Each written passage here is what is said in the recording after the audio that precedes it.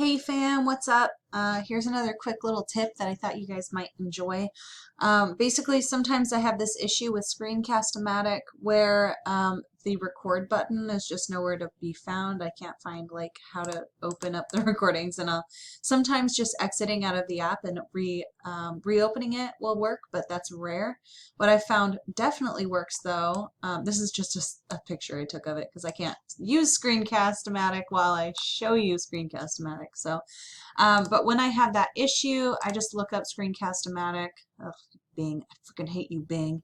Um, and then I go to the website and I hit launch recorder. And so that it'll say that the recorder's already launched. But then that just pops up with the regular recording. And sometimes I just have to do that all day long. Like it's just broken that day. And so that works. Okay.